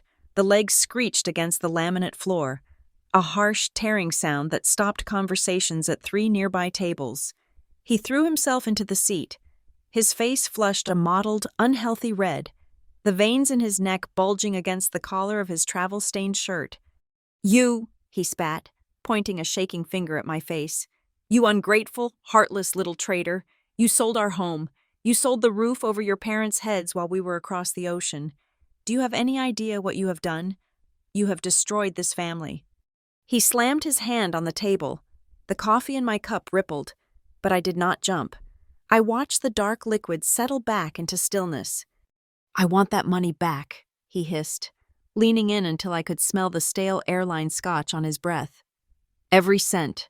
You are going to transfer the proceeds of that sale to my account today. Right now. It is the only way you can even begin to redeem yourself for this sin." My mother sank into the chair beside him. She wasn't angry. She was performing the tragedy of the century. She pulled a tissue from her purse, dabbed at eyes that were dry, and let out a long, shuddering sob. "Emma," she wailed, her voice pitching up to ensure the students at the next table could hear. "How could you? We gave you everything. We sacrificed our youth, our health, our savings. We stayed up nights when you were sick. We went without new clothes so you could have books. And this is how you repay us? By throwing us onto the street like garbage? Why do you hate us so much? Why do you want to destroy the people who gave you life?" It was the same script. It was the greatest hits album of the Harris family guilt trip. In the past, this performance would have broken me. I would have stammered apologies. I would have offered to pay for a hotel. I would have written a check just to make the public humiliation stop. But today, looking at them, I didn't see my parents. I saw two strangers who were bad actors in a low-budget play. I did not argue. I did not defend myself. I did not list the years of trauma or the thousands of dollars I had already wasted on them. I simply reached out and tapped the screen of my phone. I had cued the audio file to the exact timestamp, 0 minutes and 45 seconds. I turned the volume all the way up. The sound of the airport bar filled the space between us. The background thrum of house music and clinking glass was unmistakable. And then, my father's voice cut through the air, loud and clear. "She is such a walking ATM. If you kick the machine hard enough, it spits out cash." My father froze. His mouth, which had been opened to launch another insult, snapped shut. His eyes went wide, fixed on the phone as if it were a live grenade. Then came my mother's voice, shrill and mocking. "She is so weak, always trying to be the good girl. It is pathetic, really, a burden from the day she was born, and now she is just a burden with a checkbook." My mother gasped. She put her hand over her mouth, her eyes darting around the cafe to see if anyone else was listening. I let it play to the end. I let them hear the clink of their expensive glasses toasting to my manipulation. I let them hear the plan to trick me into signing the deed. When the recording ended, the silence at our table was heavier than the furniture. I was drunk," my mother stammered, her face turning pale. She reached for my hand, but I pulled it back. "Emma, you know how I get after a few cocktails. I didn't mean it. We were just blowing off steam. It was a joke, a bad joke. You can't hold that against us. We love you." "A joke," I repeated flatly. "Yes," she insisted, her desperation rising. "We were stressed, travel stress. You know how your father gets. He loves you. He brags about you to everyone. He was just performing for his cousin." I picked up the phone and locked the screen. "The house was mine," I said. My voice was low, steady, and devoid of emotion. "It was deeded to me by Grandma Margaret. You were guests. I have the receipts for the food you ate, the electricity you used, and the credit card debt of yours that I paid off last month to keep the lights on. I have a folder full of evidence that proves I treated you better than you ever treated me." I looked at my father. He was staring at the table, his face working through a complex series of emotions, shame, rage, and the realization that his leverage was gone. "You can't do this," he muttered. "It is immoral." "I paid off your credit cards," I continued, ignoring him. "I paid for the storage unit that currently holds every single item you own. I paid the first month's rent on that unit. I hired professional movers to ensure nothing was broken. Most people in my position would have put your things on the curb. I didn't." My father looked up. The shame was gone, replaced by a vicious, cornered animal hatred. "You think you are so smart," he sneered. "You think because you have some money now, you are better than us? I will ruin you, Emma. I will go to every aunt, every uncle, every cousin. I will go to the church. I will tell them all that you threw your elderly, Sick parents out of their home to steal their equity. I will paint you as a monster. You won't be able to show your face at a family reunion ever again." He leaned back, crossing his arms, thinking he had found a new weapon. He thought the threat of social isolation would bring me to my knees. He didn't realize that he was threatening me with a good time. "Do it," I said. He blinked. "What?" "Tell them," I said. "Tell the church. Tell the cousins. Tell the neighbors. Because if you do, I will email this audio file to every single one of them. I will attach the PDF of the deed. I will attach the bank statements showing how much money I have given you over the last 10 years. Go ahead, Dad. Make me the villain. But be prepared for me to release the evidence." He deflated. He slumped in his chair, realizing that for the first time in his life, he was bringing a knife to a nuclear war. "I am not abandoning you," I said, my voice softening just a fraction, not out of love, but out of finality. "I am simply returning the burden you created to its rightful owners. I am not your retirement plan. I am not your bank. And I am certainly not your emotional punching bag anymore." I reached for the envelope on the table and slid it across to them. It sat there, a white rectangle of paper between us. "This is the information for the storage unit at Safebox Depot," I said. "The access code is inside. The unit is paid for until the end of the month. After that, the bill is yours. The address is 40 miles from here. I suggest you rent a truck." My mother stared at the envelope as if it were a death sentence. "Emma, please, where are we supposed to go? We have nowhere." "You have the $50,000 I gave you," I reminded her. "Or whatever is left of it. You have your pension. You are adults. Figure it out. If you decide to sue me, please have your attorney contact Paula Mercer. Do not contact me directly again." I stood up. My father looked up at me. His eyes were cold, dark pits. "If you walk out of this cafe," he said, his voice trembling with rage, "you are not my daughter anymore. Do you hear me? You are dead to us. I will never speak to you again." It was the ultimate threat, the one he had held over my head since I was 6 years old. "Be good, or we will withdraw our love." I looked down at him. I looked at the man who had charged me for electricity. I looked at the woman who had made me feel guilty for needing shoes. I smiled. It was a sad smile, but it was the most genuine smile I had worn in years. "Actually, Dad," I said softly, "I haven't been your daughter for a long time. Today is just the day I stopped paying for the role." I turned my back on them. I could feel their eyes boring into my spine as I walked toward the glass doors. I could feel the eyes of the other patrons, curious and silent, watching the drama conclude. But I didn't look down. I didn't hunch my shoulders. I pushed the door open. The little brass bell above the frame jingled. A bright, cheerful sound. I stepped out onto Maple Street. The air was cool and crisp, smelling of the ocean. The wind hit my face, drying the thin sheen of sweat on my forehead. I took a deep breath, filling my lungs with oxygen that felt cleaner, lighter. For 29 years, I had walked through life feeling like I was carrying a heavy stone on my back. I had believed their lie. I had believed I was the burden, the heavy thing that dragged them down. But as I walked down the street, my heels clicking a steady rhythm on the pavement, I realized the truth. I hadn't been the burden. I had been the foundation. I was the one who had held the walls up. I was the one who had kept the roof from collapsing. And now, I had walked away. The structure of their dysfunction would collapse behind me, but I wouldn't be there to see the dust settle. I adjusted my bag on my shoulder. I had a new apartment to decorate. I had a cast-iron skillet to cook with. I had a future that belonged to no one but me.